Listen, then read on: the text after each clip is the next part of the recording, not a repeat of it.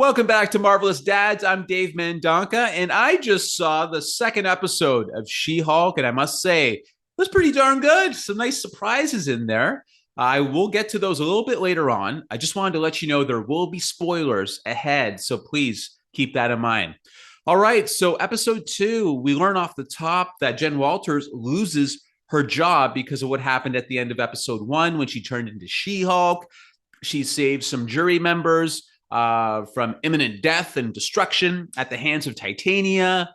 So apparently, Jen's law firm was like, yo, you're a freak show, a sideshow. We want nothing to do with you. So she loses her job. She tries to get other jobs. Nothing's happening. She's down. She's depressed.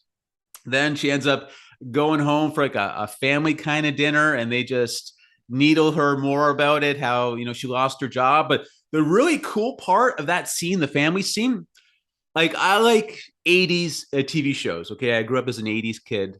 And Mark Lynn Baker, cousin Larry from Perfect Strangers, is Jen Walters' father. How cool was that? So that was awesome. I was eating that up like crazy. So that was interesting just seeing him pop up. I totally did not expect that.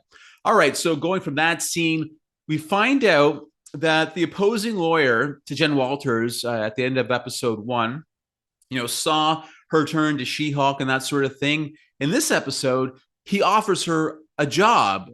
There's a new superhuman law division happening. So Jen goes, yeah, sure. Goes into the building, then finds out that she can only practice law as She-Hulk, as the leader of this division. So she has some issues with that. Then on top of that, she finds out that her first client is Emil Blonsky, Abomination from 2008, the Incredible Hulk movie, right? And of course, Abomination tried to kill her cousin Bruce Banner, the Hulk. So there's like some conflict there, and she was not too keen on taking him on as a client. But what was cool, she goes into the scene where she has to go face to face with Emil Blonsky, right? And I got to tell you, it was such a treat to see Tim Roth back. Say what you will about the 2008 Incredible Hulk film. There were some good things about it, and I think Tim Roth was one of them. And I don't know, I felt the nostalgia building up inside me when I saw him, and he hasn't changed much. And it was interesting in that episode, or in that scene with Jen Walters, how he was talking about Abomination Emil, and how he's like reformed, he's on the up and up.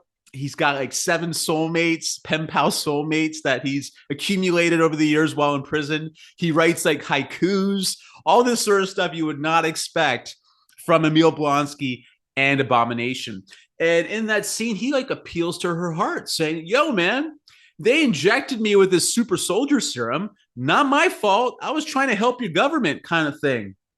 And you could see in Jen Walters' eyes that, yeah, you know what? She was kind of sympathizing, but she was wrestling that conflict that, yo, this guy almost killed my cousin.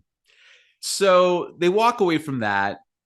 Jen walks away from that, calls Bruce Banner, and gets on the line with him. And I thought this was a really cool line. She's trying to get his blessing, I guess, because she's in order to get the job, she has to take on Emil Blonsky. If she doesn't take on Emil Blonsky as a client, there is no job for her. And she needs a job because no one else will hire her, right? Because of the She-Hulk sideshow.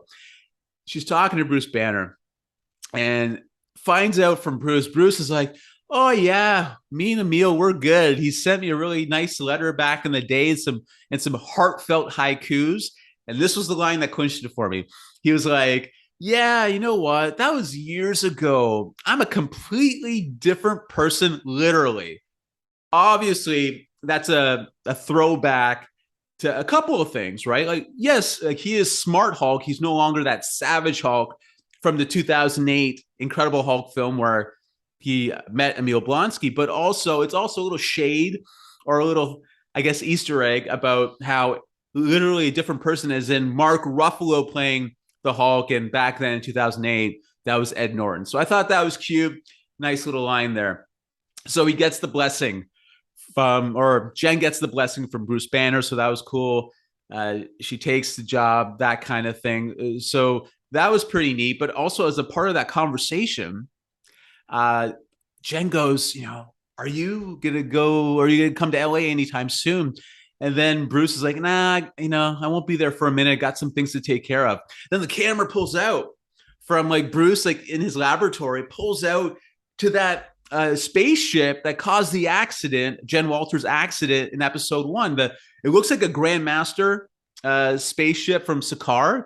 There's been speculation like who is in that ship? Is it Hulk's son, Scar, that he had on Sakaar or that kind of thing? So we don't know. So all of a sudden you see Bruce zip off into the cosmos. And I don't know, is he going back to Sakaar? Like who is in that ship? Is it his son?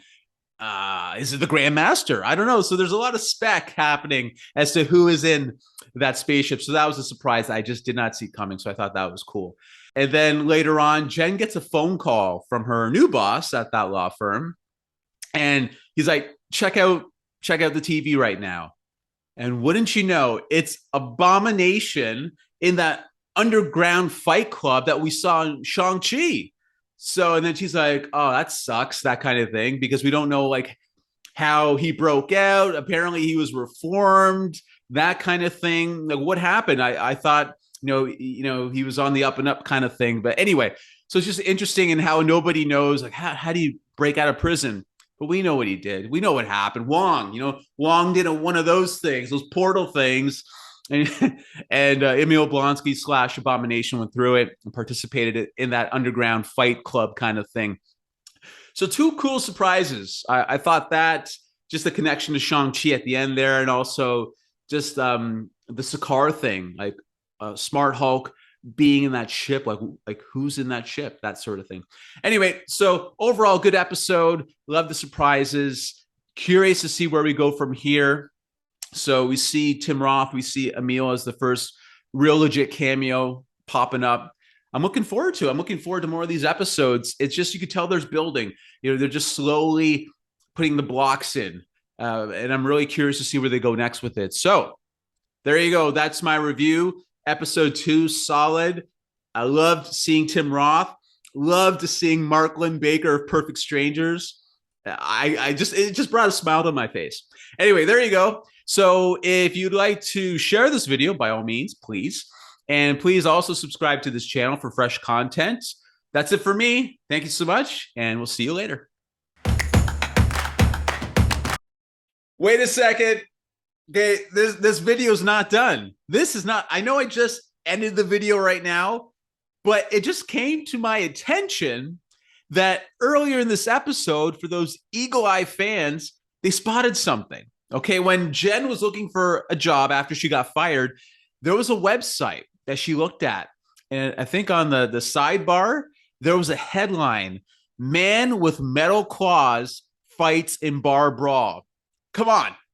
Wolverine has officially been teased in the MCU. He exists in the MCU.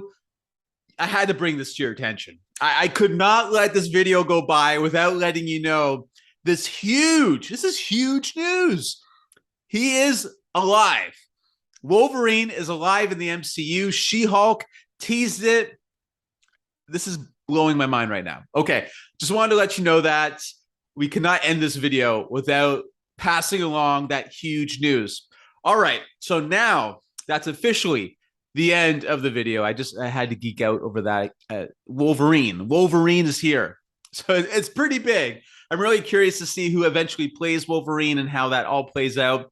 But yes, the first breadcrumbs of Wolverine have been placed on the ground in the MCU. All right, now that is really it for me. Again, share the video, subscribe to the channel. Thank you so much. We'll catch you next time.